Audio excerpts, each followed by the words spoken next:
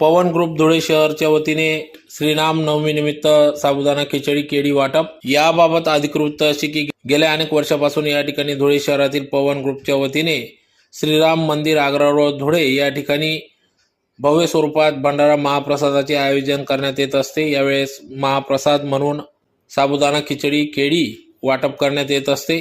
सदरचे हे 8वे वर्ष असून सलग 8 वर्षापासून या ठिकाणी पवन ग्रुप धुळे शहरच्या वतीने या ठिकाणी सर्व पदाधिकारी श्रीराम नवमी निमित्त व पायी जाणाऱ्या गडावरील भाविकांसाठी या ठिकाणी केळी साबुदाणा खिचडी वाटप करीत असतात। या प्रसंगी या ठिकाणी विविध पक्ष संघटनांचे पदाधिकारी देखील उपस्थित होतात व त्यांच्या हस्ते या ठिकाणी भाविकांना श्रीराम भक्तांना त्याचबरोबर पायी जाणाऱ्या वणी गडावर पायी जाणाऱ्या भाविकांसाठी या ठिकाणी महाप्रसाद वाटप करण्यात येत असतो। तर या कार्यक्रमासाठी पवन ग्रुप अध्यक्ष पैलवान राम कानडे, कार्याध्यक्ष गोरख पाटील, खजिनदार पैलवान राजेंद्र गवडी, उपाध्यक्ष राहुल तारगे, प्रसिद्धी प्रमुख प्रल्हाद शिंदे, सचिव अशोक गुरव, रमेश लहामगे, मुरलीधर लोकरे, विकास घुगरे, पैलवान नाना गवडी, अनिल अवधूत, राजू नाना लहामगे, ईश्वर पवार, समीर गवडी, सुनील चौधरी, आनंदा सोनवणे, किरण मोरे, माणिक गवडी, श्याम कानडे, जगदीश सरोदे, बंडू नाना पाटील, बाबा कोडी, बाळू काका पेंटर, मनोज सरगर, सिद्धार्थ खैरनार, राजू टेलर, पंडित पाटील, कैलास पाटील, संतोष गवडे, प्रदीप प्रजापत, मोहन प्रजापत, वाल्मिक मराठे, विनोद वस्ताद, पप्पू साकोरकर, मनोहर मराठे, योगेश गवडी, मधुकर चौधरी, छोटू शहा, अशोक ठाकरे, जीवन गवडी, बंटी लामगे, सजन चौधरी, कल्याण गरुड, मनोज घोडके, वसंत चौधरी, जगन देवरे, संजय शिंदे, पप्पू शेठ, ऐरराव, अशोक कराड, भैया पेंटर, सागर नहार, बटू कानडे, पुरुषोत्तम जाधव, विनायक कापडे, सारंग भावसार, विनायक काकडे, पुतन विभूते, कृष्णा शिंदे, लाला चौधरी, भिकन चौधरी, दिया चव्हाण, राजू देवरे, अमीन पटेल, कृष्णा लहामगे आदी सर्वच पवन ग्रुपचे पदाधिकारी यांनी या कार्यक्रमासाठी अथक परिश्रम घेतला। तर त्याचबरोबर या ठिकाणी धुळे शहरातील रामालय ग्रुपचे संस्थापक अध्यक्ष गणेश मोरे यांच्या वतीने देखील या ठिकाणी श्रीराम मंदिरावर येणाऱ्या श्रीराम भक्तांसाठी बुंदीचे लाडू या ठिकाणी वाटप करण्यात येत असते। गेल्या अनेक वर्षापासून या ठिकाणी गणेश मोरे व त्यांचे परिवार श्रीराम नवमी निमित्त या ठिकाणी लाडू वाटप करीत असतात। तर मोठ्या संख्येने या ठिकाणी भाविक या श्रीरामाचे दर्शन घेऊन प्रसादाचा देखील लाभ घेत असतात। रामचंद्र की जय श्रीराम, जय श्रीराम।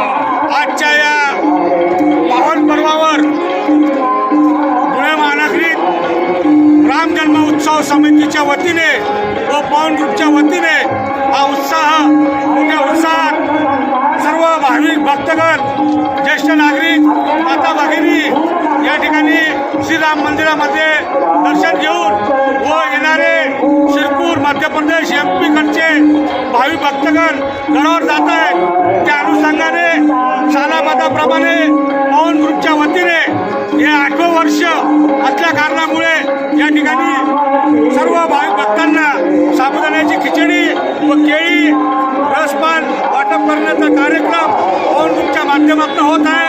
आदरणीय आमचे मार्गदर्शक बाबासाहेब राजवर्धनजी कदम पांडे, आदरणीय डॉक्टर सुशीलजी महाजन सर, आदरणीय आमचे मल्लयुद्ध ग्रुपचे संस्थापक अध्यक्ष कल्याण गरुड पैलवान व नानाभाऊ गवळी व इतर जे दानशूर व्यक्तिमत्व असलेले सर्वांनी आम्हाला सहकार्य केलेले पवन ग्रुपचे अध्यक्ष आदरणीय राम कानडे पैलवान, उपाध्यक्ष राहुल भाऊ तारगे, खजिनदार राजेंद्र गवळी पैलवान यांच्या माध्यमातून आलेल्या सर्व भाविकांचं या ठिकाणी मनस्वी स्वागत होत आहे आणि प्रभू रामांचा जयघोष या धुळे महानगरीत मोठ्या उत्साहाने आनंदाने हा उत्सव साजरा होत आहे। आलेल्या सर्व भाविक भक्तांचं या ठिकाणी सर्वांचं पवन ग्रुपच्या सर्व मान्यवरांच्या वतीने हार्दिक हार्दिक स्वागत। बोला श्रीराम रामचंद्र की जय श्रीराम, जय जय श्रीराम। धन्यवाद।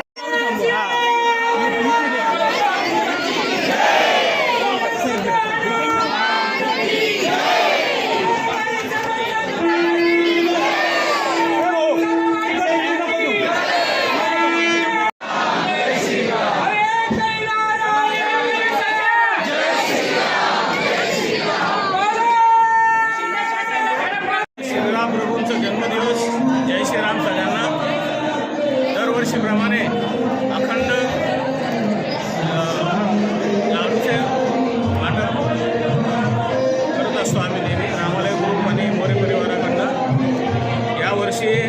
925 किलो, दरवर्षी 9 किलो वाढवून दरवर्षी असं वाढ करून दरवर्षी महाप्रसादाचा आम्ही आयोजन किती वर्षापासून उपक्रम चालू बाप्पा? हे जवळजवळ कमीत कमी 16 वर्षापासून झालं आहे, 17 वर्ष अखंड आहे.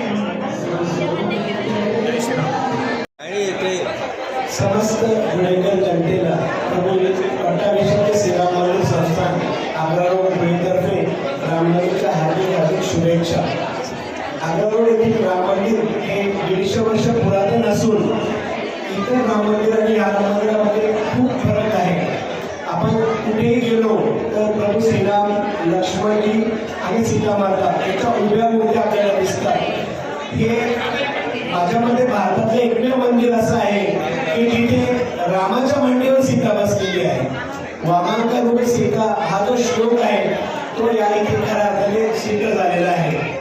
आपलं जे मंदिर आहे याचं वैशिष्ट्य म्हणजे प्रभू श्रीरामचंद्र जेव्हा लंकेवर स्वारी करून विजयी होऊन परत अयोध्येला आले तर अयोध्येला जो राम दरबार विजयी दरबार भरला त्या दरबाराचं स्वरूप हे राम मंदिर आहे. कुठेही तुम्हाला न